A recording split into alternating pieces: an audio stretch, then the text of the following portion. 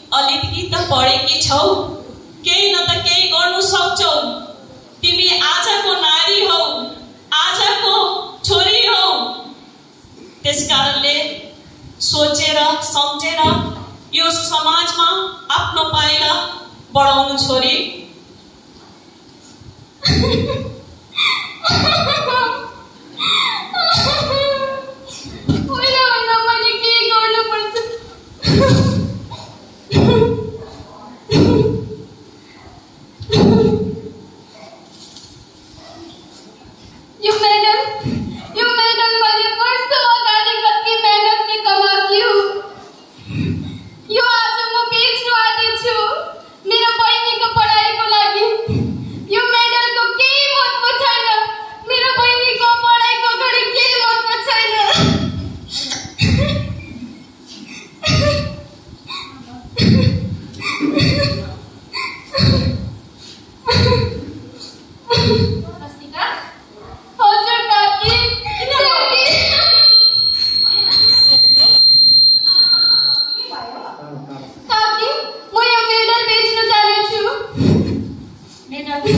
किन यो मेडल किन बिक्री गर्नु? तिमीले यति साहसी, यति निडर, यति दुःख कष्ट गरेर तिमीले यो मेडल पाएको थियौ। आज यो मेडललाई यसो बेच्न किन तिमीलाई गाह्रो पर्यो? होइन काकी, मेरो बहिनीको फिस दिनु छ। 1 वर्षदेखिको उसको फिस दिने छैन। होइन नाता तिमी नरो है।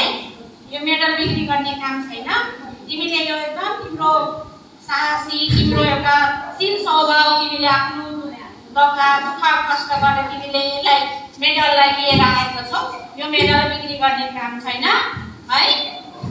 ल अन्त म 12 पढेको छु काकी, मलाई केही छ भने भन्नुहोस्। तिमी 12 पढेको छौ, ठिकै छ। त्यति साह्रो नरुवा है। मेरो एउटा नानी बेटा साह्रो बदमास छ हो, एकदम चुलचुले चुलचुल गर्छ। त्यसलाई एउटा टिचर्सको जरुरत थियो है। अन्त नानीलाई चाहिँ यसो बिहान बेलुका आएर कोचिङ गराइदिनु हो। र यो बहिनीको ट्युसनको फिसको लागि चिन्ता नगर। त्यो बहिनीलाई एकदम तिमीले हेरचाह गरेर है राम्रोसँग ठुलो मान्छे बनाउनु है। तिम्रो आमाले वचन दिएको छ, त्यो आमाको वचनलाई चाहिँ तिमीले पुरा राख्नुपर्छ है। ल भोलिदेखि चाहिँ त्यो मेरो नाति बेटालाई चाहिँ ट्युसन कोचिङ गराइदिनु, राम्रोसँग पढाइ लेखाइ गरिदिनु है। ल नरु एकदम तिमीलाई एकदम साहसी पो हौ छोरी त। लु त्यो ट्युसनको फिस चाहिँ भोलि नै गएर दिइहाल्नु ल। हुन्छ, धन्यवाद काकी।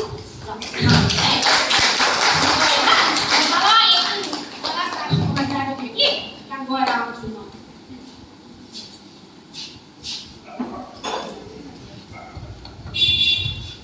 बहिनी कहाँ छस्? बहिनी कहाँ छस् त? बहिनी अब त पढ्न जाने छस् बहिनी? त नरु पैसा काकीले दिनु भएको। अब तँ छिटै म अब पैसा फिस तिर्दिन्छु अनि तँ स्कुल जा है। दिदी ल अब खेल्न जा। हुन्छ दिदी।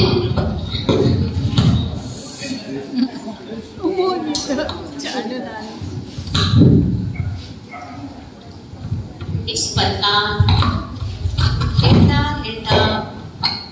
स्वास्तिकाले 10 वर्ष भोकै प्यासै यो घर त्यो घरै घुम्दै ट्युसन पढाउँदै नानीहरूलाई आर्ट सिकाउँदै आफ्नो बहिनीलाई आमालाई दिएको वाचालाई पूरा गर्नका लागि समाजमा एउटा स्थान दिनुको लागि उसले राति खटिरही र आज 10 वर्ष हेर्दा बित्यो। 10 वर्षपछि हेर्दा 10 वर्ष पुरा भइसक्यो। मैले बहिनीलाई बाहिर पढ्नु पठाएको पनि आज त उसको आउने दिन हो। खोइ अहिलेसम्म आएको छैन, खोइ आउँदै होला। दिदी को हो? दिदी मैले के हेरिरहेको छु बहिनी? दिदी हो, आज मैले डक्टरी एक्जाम पास गरेर आज म डक्टर बनेको छु दिदी। हो बहिनी, मलाई दिनमाथि गर्व छ। तिमी यति मेहनत गरेर आज मैले आमाले दिएको वाचा पूरा गरे बहिनी। हो दिदी, अब तपाईले कुनै पनि कष्ट झेल्नु पर्ने छैन। म तपाईलाई पाल्ने छु दिदी। हो बहिनी हो। हुन्छ, अब म मेरो साथीहरूलाई भेटेर आउँछु ल दिदी। ल जाऊ। आमा आज तपाईँ हेर्नुहुँदैछ? आज मैले तपाईलाई दिएको वाचा पूरा गरे आमा। आज म धेरै निकै खुसी छु। आज मैले आमालाई दिएको वाचा पूरा गरे र मैले आफूलाई सुरक्षित राखेर केही नराम्रो काम पनि नगरी म आज मेरो बहिनीलाई ठुलो मान्छे बनेको हेर्न सकिरहेको छु। आमा तपाईँ हेर्नुहुँदैछ नि आमा? आमा तपाईँ सुन्नुहुँदैछ नि आमा? आमा इस प्रकार स्वास्तिका एउटा समाजमा स्वास्तिका अनि उनकी बहिनीले एउटा स्थान कायम गर्यो र समाजमा आज उनीहरूको मान सम्मान इज्जत सबै बाँचिरह्यो।